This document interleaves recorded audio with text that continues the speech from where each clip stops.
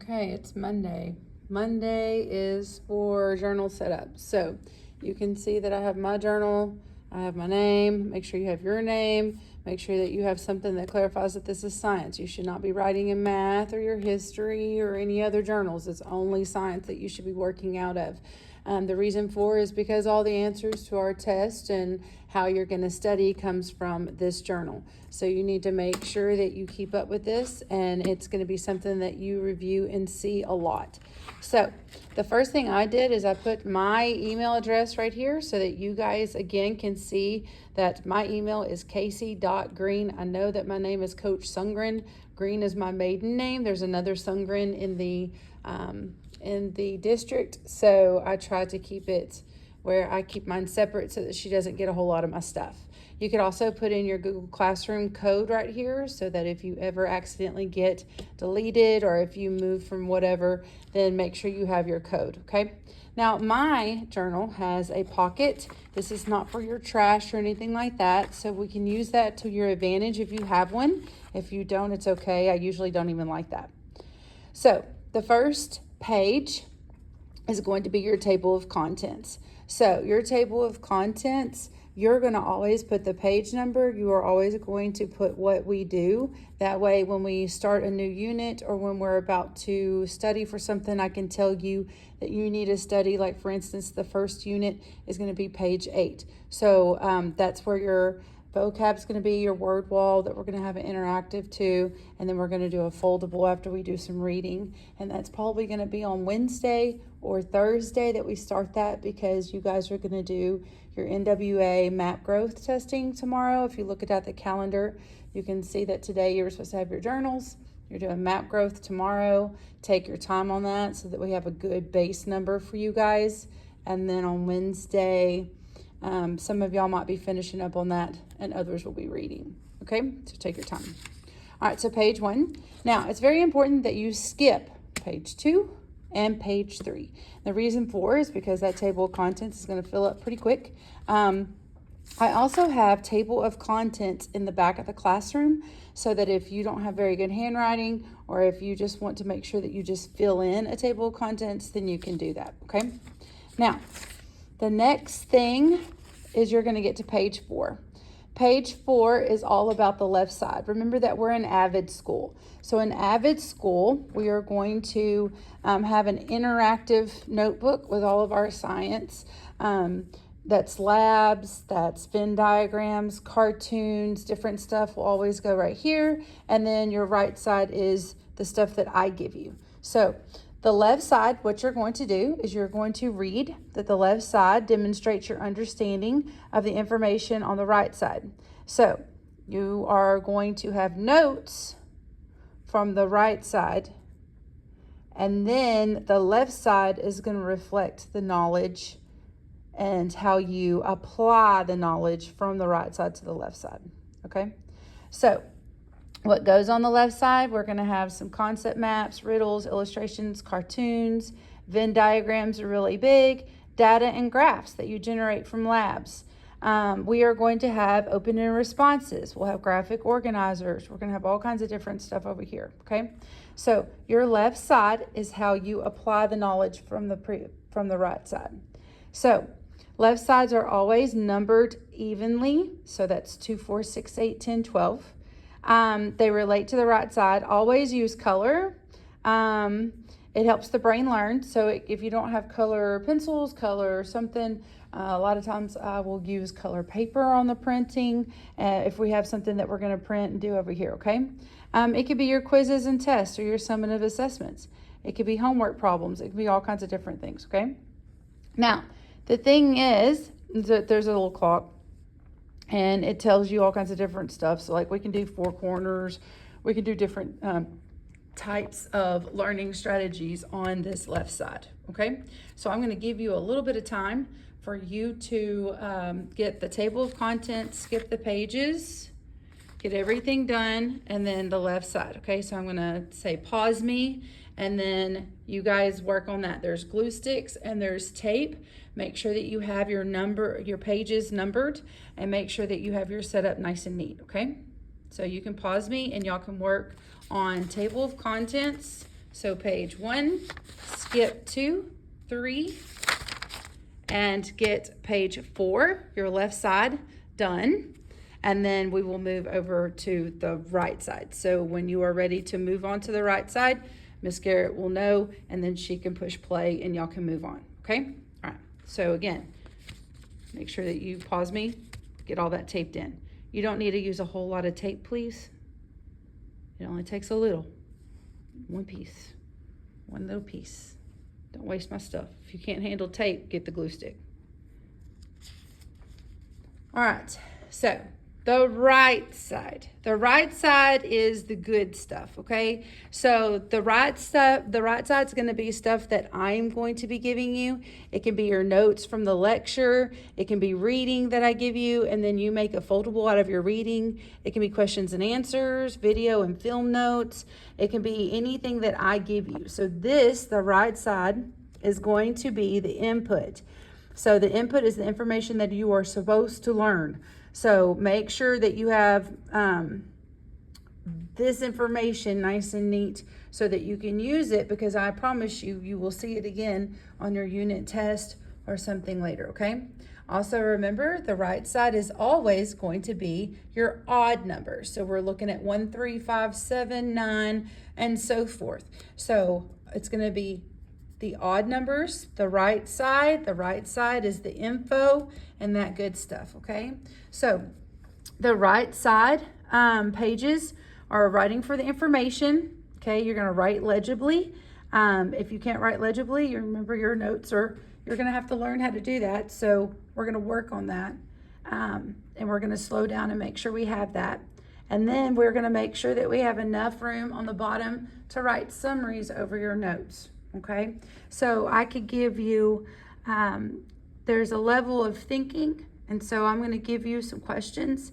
I'm going to tell you to, you know, if it's a lab, I'll ask you to give me a hypothesis.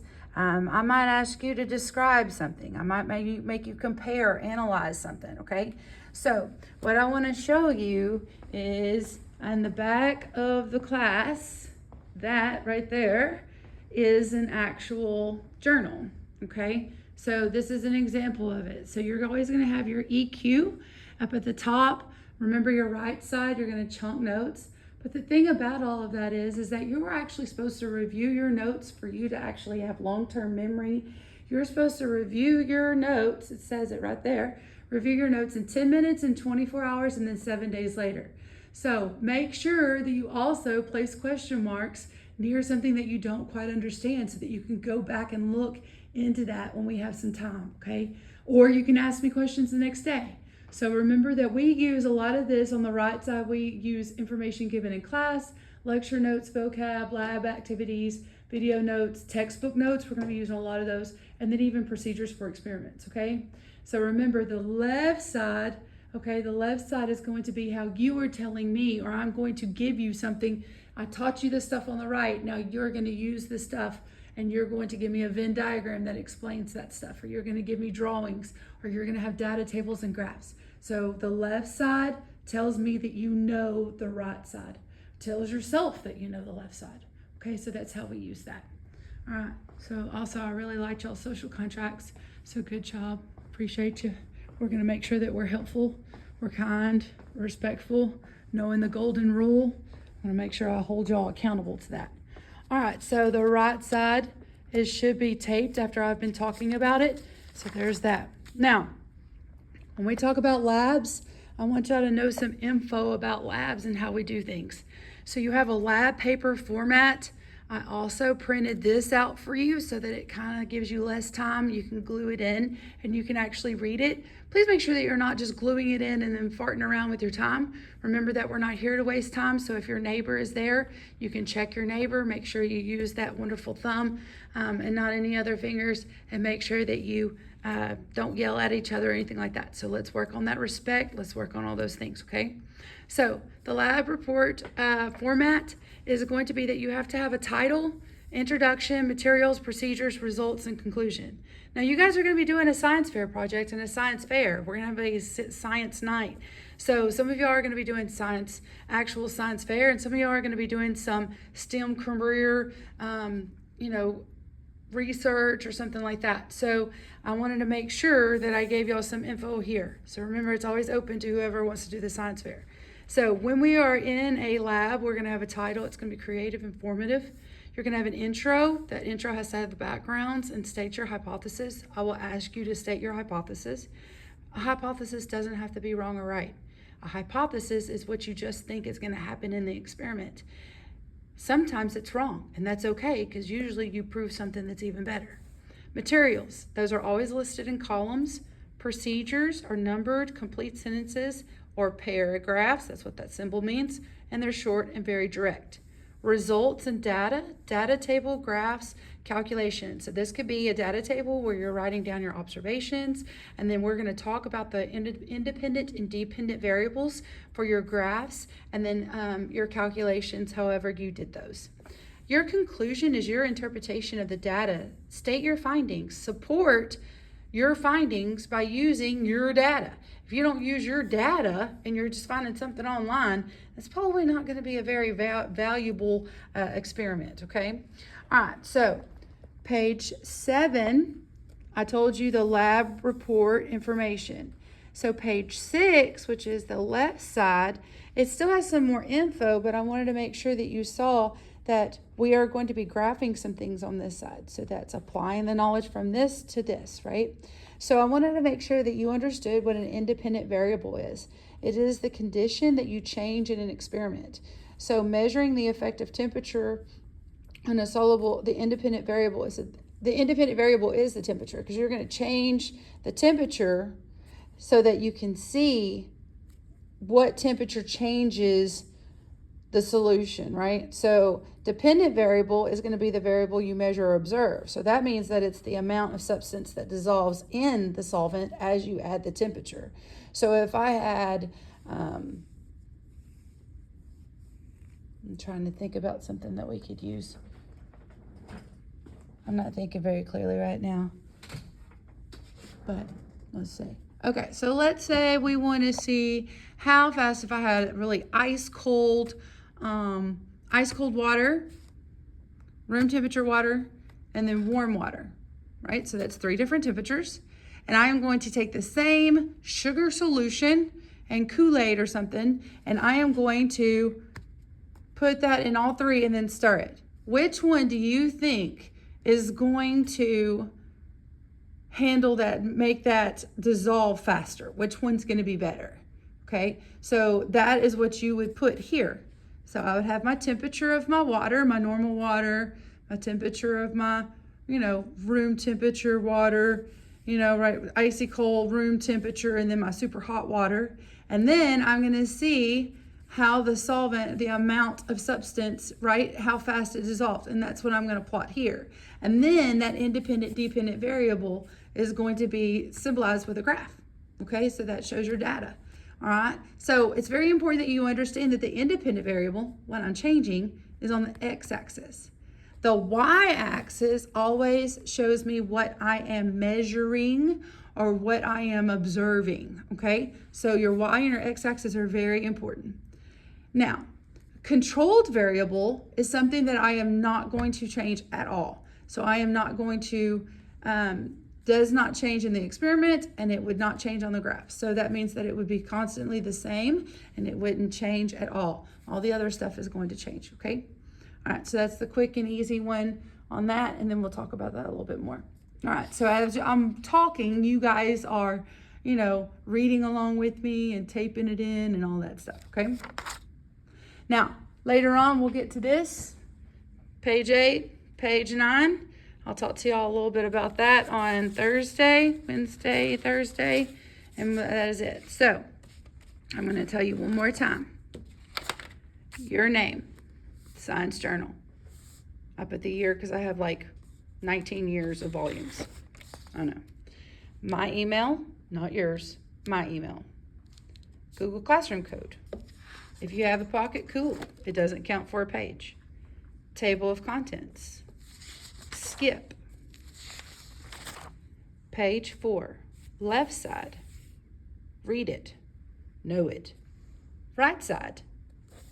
Read it. Know it. Page 6. lab variables, independent, dependent, lab paper format, how we're gonna look when we do our labs.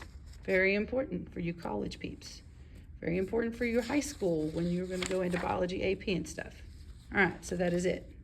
That is it for today. Yes, indeedy. Make sure you pause me whenever you want me to be paused. All right, cool, bye.